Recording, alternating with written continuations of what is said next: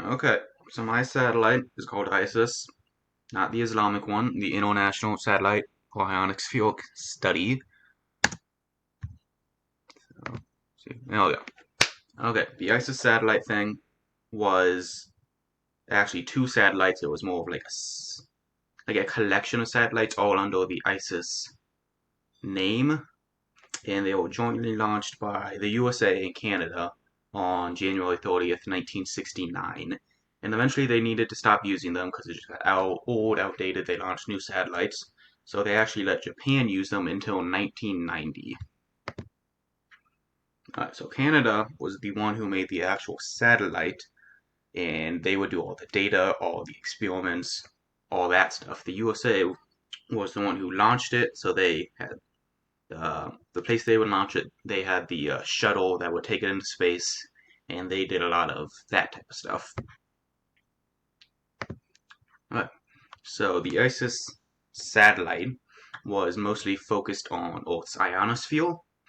It also carried out some experiments on cosmic noise, and the ISIS satellite carried VLF receivers, WEEPs, energetic, and soft particle detectors, ion mass stuff, and then a lot of stuff that had to do with the electrostatic, as well as things that could transmit all the data back to the call center type of place. Because at the time, satellites couldn't do that well. This one could do it basically all the time. Okay, so one of the big things that they did, the satellite did, is that it took photos of the aurora borealis, like the one that you see on my slide. Besides this, it just did a lot of not notable stuff, I guess, in the science community. It just kind of helped build an understanding of what satellites could do, and it just kind of showed that you could get some actual good data and good stuff out of them. Because at the time, it was somewhat new. Alright, so my satellite has an eccentricity of 0.00, which basically means it's not an ellipse, it's fairly circular, and because of this, I just needed to find the speed and the period. So to find my radius, I found the altitude off of NASA's webpage, and then I added that to the radius, and I got 7,771,000. So that would be the total radius of the satellite. And then I used the following equation that you see to find velocity.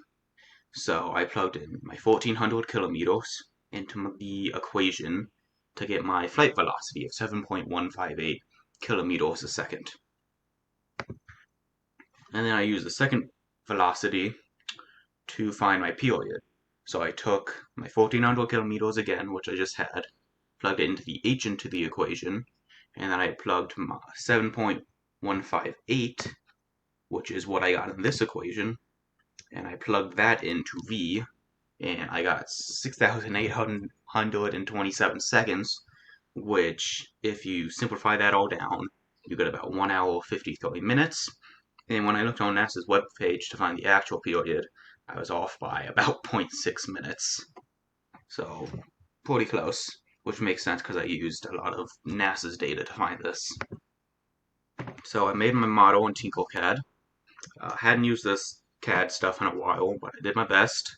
So you can kind of see the shape of the base of it, and then the top, which had a lot of the data stuff in it, and then all the beacon transmitters coming out of it. Well, and then this is just a few of the ones that I used. I used a lot of others, but I mostly cherry picked a lot of small pieces of data. But I got a bulk of my data off of these few web pages, which is Canada's Space Agency's webpage, NASA's webpage, and then an independent study. And that is my program. Thank you.